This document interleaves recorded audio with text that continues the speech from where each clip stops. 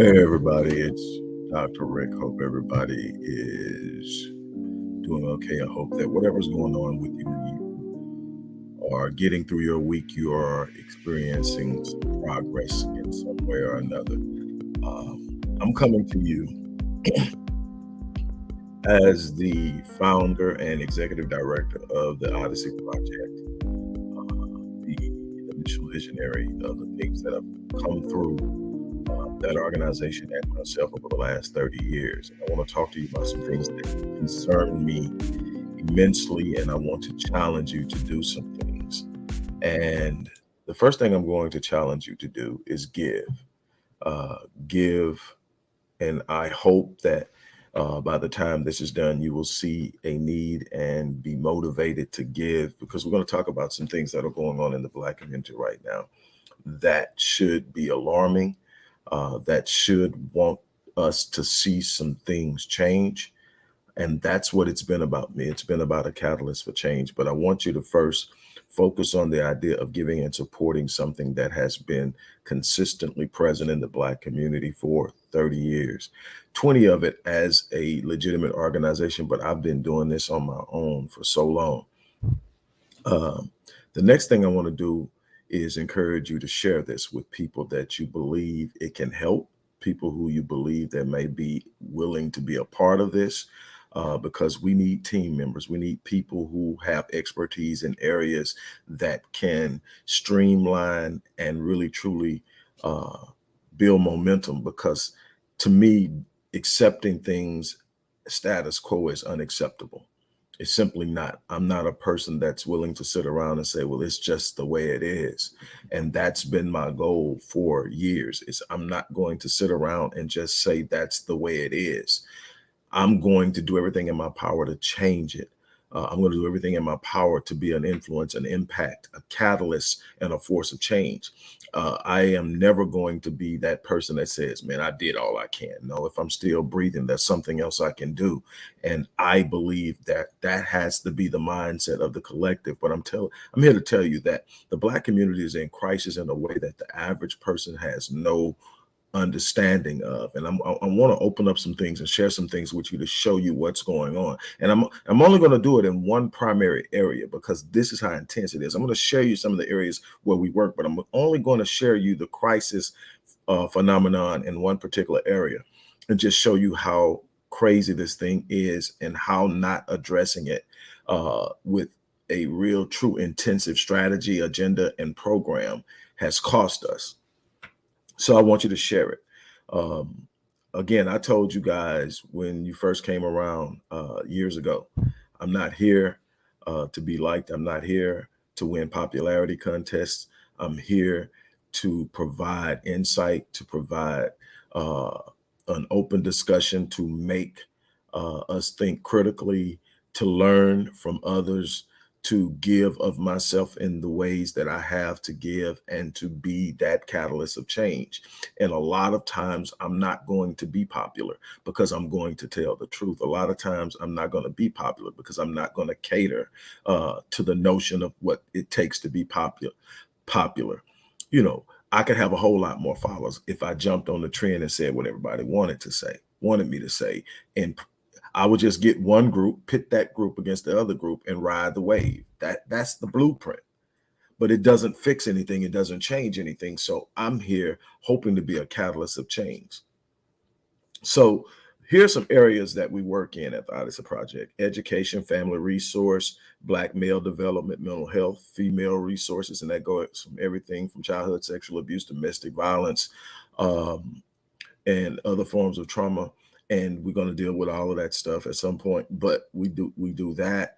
We have inner city programs, resource programs, but we're dealing very heavy right now in mental health and Black male development, as well as trying to address a real serious issue, which is in science referred to as serial forced displacement. It's this consistently being displaced through socioeconomic means and schemes and machinations. And I'm going to talk to you about that a little bit, but we have to have a strategic plan in place. Before I move any further, I want to say to Nisi Phillips, your presence is felt, your support is felt. I haven't said this openly out of a need to protect you, but I have to acknowledge your consistency over the last few months. Thank you for your vote of confidence. There's so much work to do. I really hope that you watch this because I want you to know that I am aware of what you do. Okay, thank you again, Niecy Phillips. Um, Black men are 17 times more likely to be diagnosed with a serious mental health condition than white men. They are 6 times more likely to become inpatients for some form of mental situation that requiring intervention. Yes, yet uh, we are least likely to actually get the help, and we do this predominantly in silence. Black men don't feel comfortable reaching out. Black men aren't sharing, and yet we are literally exploding and imploding on a very high level and consistent basis. Suicide rates among Black males between the ages of 14 and 24 has spiked 49% over the last 6 years. 49%. And that's just among Black male and Black men.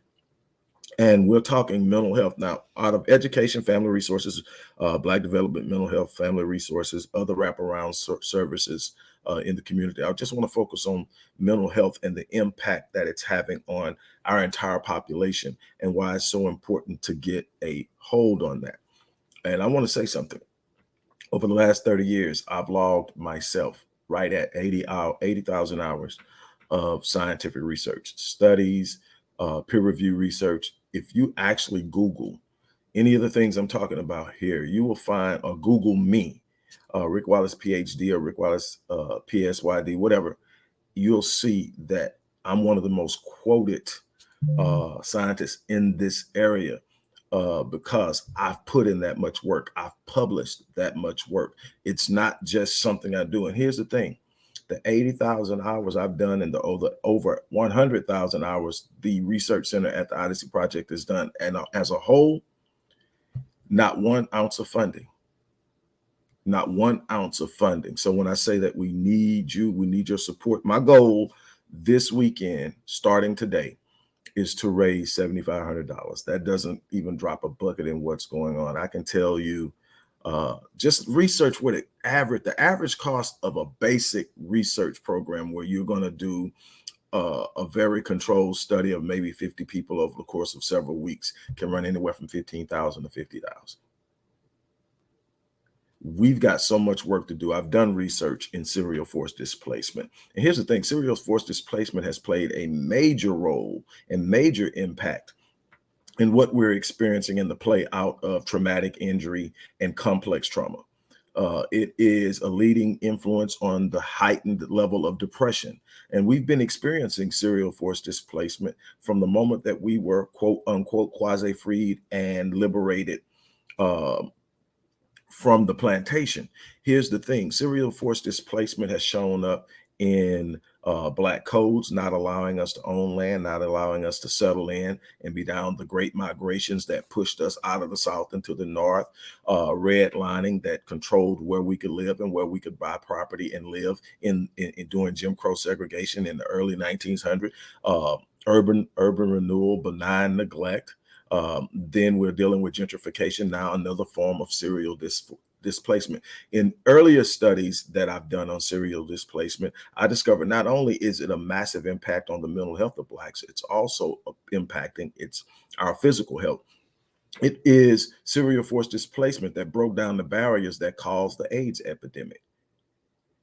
If it wasn't for serial forced displacement, and I've written on that, if you Google it, you can find it. I'm not going to go into detail on it, but here's the thing: the confinement and the restraints that the community would normally have, when you break down barriers and you push people out of the normal confines of social constraints and parameters that they create for themselves, just because it's a safe place for them to be. What happens is it was pushed out, and it began to break down walls and barriers, and there's a great record on that. There's a lot of research on that, but it's so many different things, epidemics, and so many other things that we can look at, that we can sit up and see that serial forced displacement took a thing. And one of the things that's really scary now with serial forced displacement is the disbursement over time has broken down the very proximal influence of community. See, when you're in community, everybody around you looks like you. Everybody around you has similar concerns and values and interests and principles and the things that govern them behavior with. The reason that you see the spikes in violence is, number one, is the prevalence of poverty. Violence and criminality will always be where there's poverty. But the other part is the breakdown in values, interests, and principles.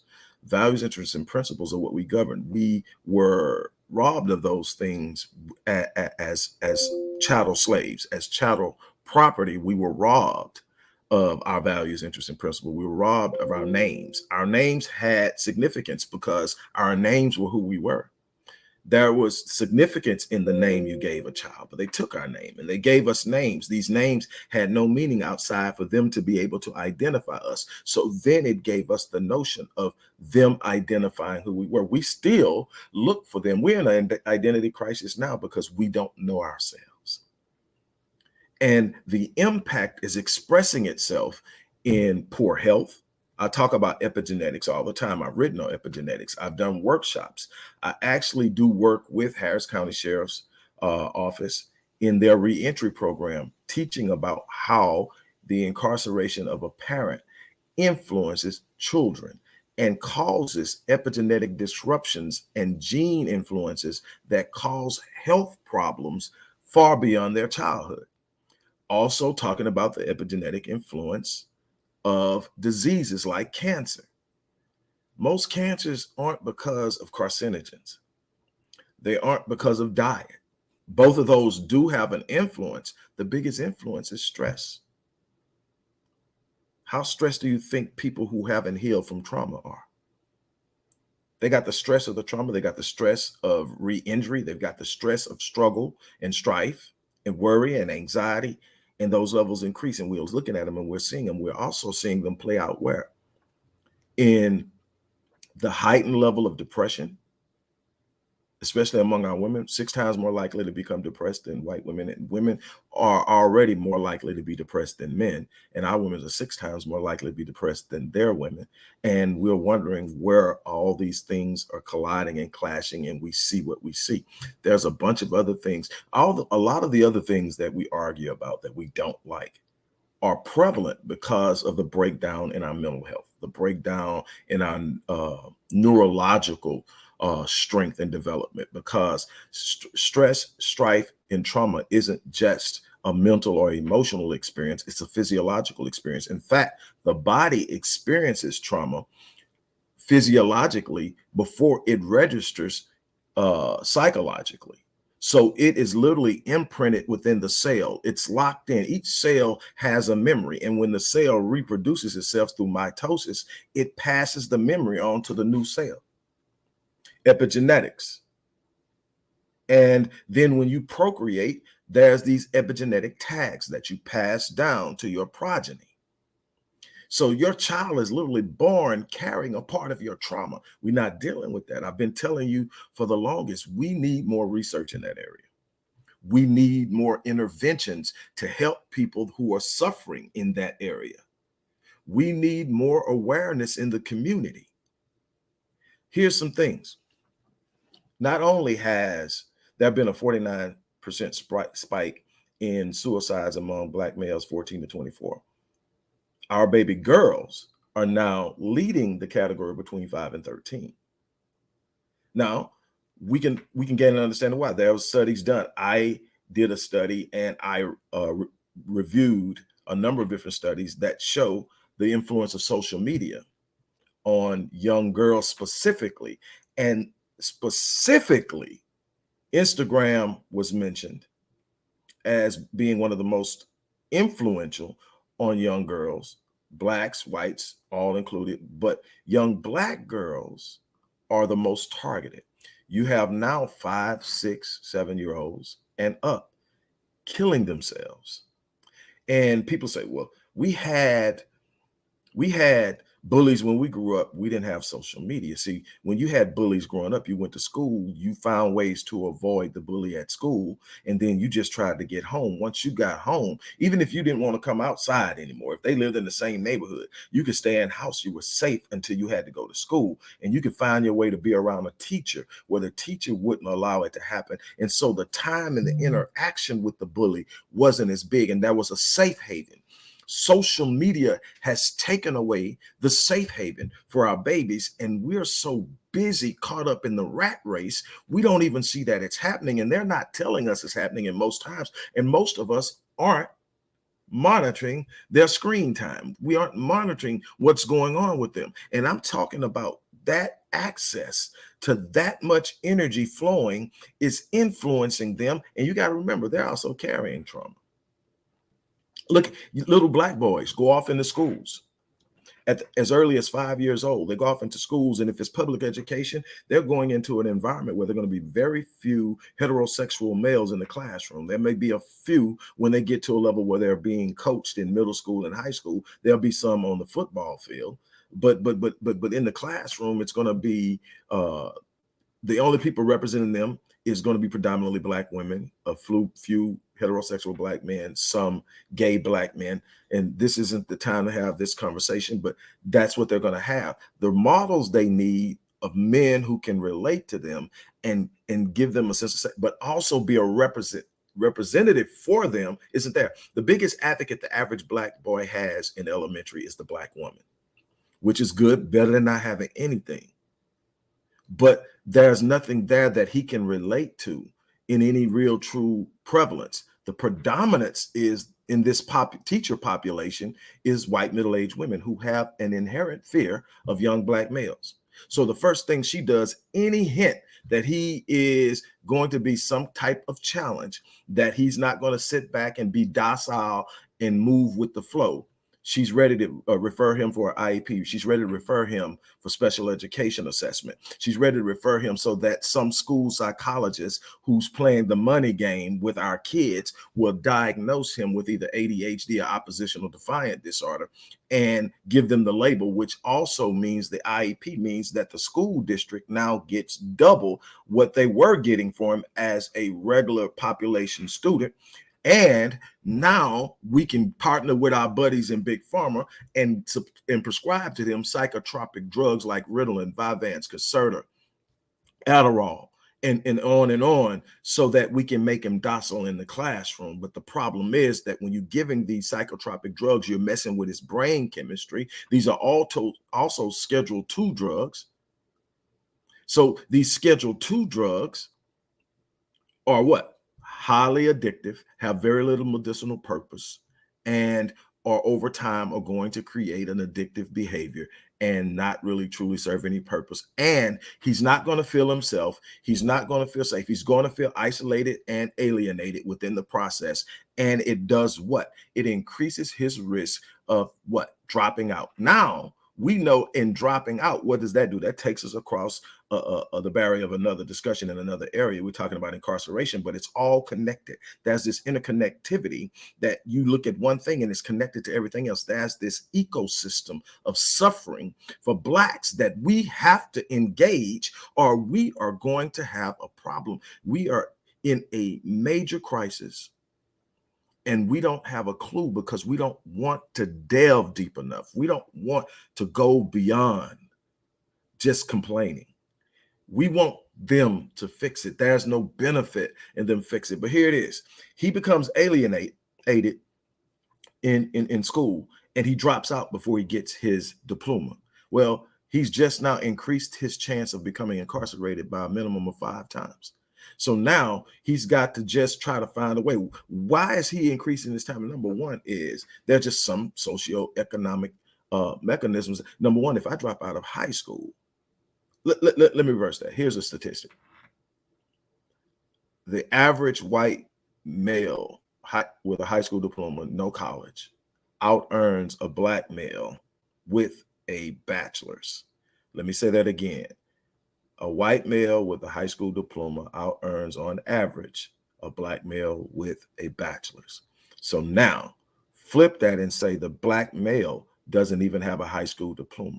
He cannot, without some sort of assistance and help, finding a trade, something he can do with his hand, discovering a skill or a gift that he can monetize and bring value to others so that he can be paid, he will have to resort to criminality to feed himself and his family.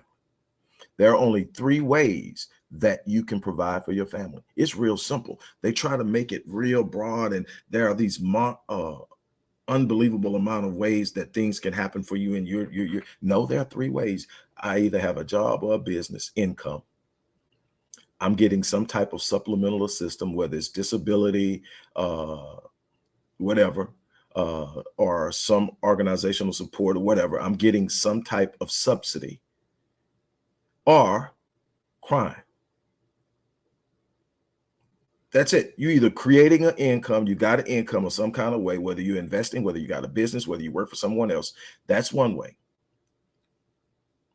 And the second way is subsidies. Subsidies don't normally really apply in a large percentage of Black men. And say, well, okay, well, why don't we get a job? We're the most underemployed and unemployed people in this country. Well, then why don't we start businesses? That's not being taught. That's something we need to invest in. That should be a part of the requirement. Even if we are going to work for someone else, that should be something we own that hedges against them being able to leverage that job and control you. Because that alone brings mental stress. Being in I talked about this earlier. 85% of Americans, regardless of race, are unhappy with their jobs. Guess who are the most unhappy? Yeah, us. Guess who are least likely to do anything about it? Yeah, again, us. Because we are conditioned to believe that that's our only way of making it, that we're conditioned to believe that we need them. We are conditioned to believe that there are no other ways. And if we don't give them choices, if we don't show them the opportunities and the options, if we don't develop a mindset in them early enough when we socialize them, then they will not know, okay, this didn't work for me. I can go do this. They're going to buy into what? The narratives that are being pushed on them about them. They're going to buy into, I'm naturally criminal minded anyway. This is how you come up in the hood. If you don't, if you can't play football, you can't rap, you're gonna have to go out there and get in the game. You're gonna have to figure it out. You're gonna have to do this. All these conversations that I get when I talk to kids. No, you don't have to do this. Do you realize that you can do X, Y, Z? Do you realize that you can go for 9 months or 10 months or wherever it takes to do an internship, become a plumber, become an electrician, become a mechanic, get certified in that and make 6 figures? Did you realize that?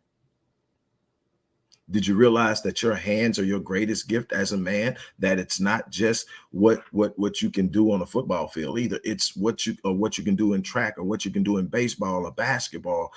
You have the ability, if your mind works, to come up with ways to use your gifting, your skill set. And the other thing we're not doing with our kids is we are not sitting up and we are not sitting up and exploring the gifting of our children. We are processing them on a conveyor belt, pushing them out into a world that is going to suck the life out of them, use their gifting, their skill, their awareness, their expertise, pay them a fraction of the cost of their value, and then toss them away if they're not wise. Now, this isn't about talking about somebody having a job and not having a job. We do what we have to do. I'll be honest with you, as a business owner, there have been times when things get lean, and that's the one thing about a business. You are flowing with your cash flow based off of your revenue generation. And then those lean months, there isn't the 1st and the 15th. And there are some times, I wish I had a job.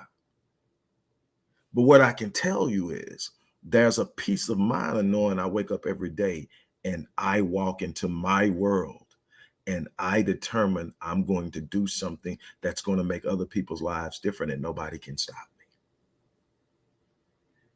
People can make it challenging, people can make it different, but nobody can stop me because I can wake up and I can do what I need to do, and I can get to people, and I can change lives. It may be one person, it may be 10, it may be 15, it may be 100, but it cannot be stopped. I made a choice that I was going to discover myself. The problem is we are burying the gifting of our kids early in life. We're pushing them on this conveyor belt to be pushed out into a corporate world that plugs them into places to make the elite more wealthy and give them crumbs. That plays. We have unbelievable gifting, but it's our responsibility to make sure we are preparing our children for this. And another thing, here's some things that I want to do. We're talking about fundraising, raising money. I want to do a national rite of passage. I want to take Black Men Lead national. I want to do a Talks My Father Never Had with Me tour. And in that, I want to connect with people in each city who want to set up programs in the community that return family values, that protect children, that build strong men, that help women heal. I want to do this. And the Talks My Father Never Had with Me comes from a book I read, Dr. Harold, I believe it's Harold Johnson out of Chicago. But basically what I do is I sit down with young Black males. And when I say young Black males, you got to understand my age now, 40 and down. Let's talk about things you would have asked your dad if he was there, because we need to acknowledge that we've got 1.5 million Black men missing. 1.3 of them are incarcerated. Here's the other thing. The others that aren't incarcerated and missing are checked out one way or another. They're either in this narcissistic space of just trying to do and be and have what they want to have, or they're literally suffering from major mental psychosis, or they are caught up in trying to battle a system that is slowly devouring them. But what I'm telling you is we have to fill those gaps. We need to be able to say, okay, this is what's going on. When you start to feel like this, let me tell you, this is what's happening. When you start to go through this is what happens. We need to create a level of connectivity where we can feel safe going to someone and saying, you know what, this is what I'm going through. This is what I feel like, without feeling less than, without feeling weak, without feeling like I don't possess my manhood because I need help. There's a big part of our population that won't ask for help because somebody told them that real men don't ask for it. Real men do it by themselves. And that is something that we are going to have to address. And so when I'm asking for support, I'm asking for support for the rite of passage. I'm asking for the support for the tour. I'm asking for the support definitely to fund more research. We have to have an understanding. They have 1,300 think tanks. We have 3.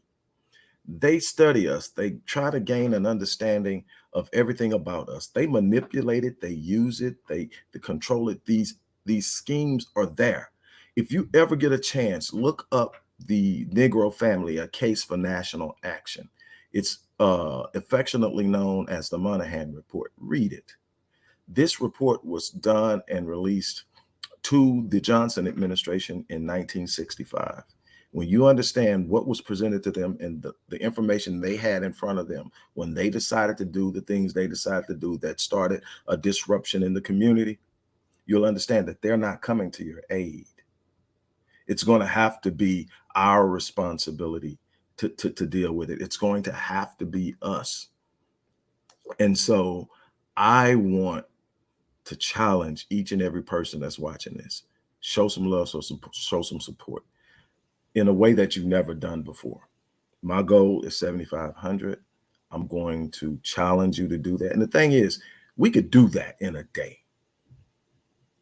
We could do far more than that in a day if we really truly look at it. And my thing is, my work represents itself. All you got to do is Google me and you see the work.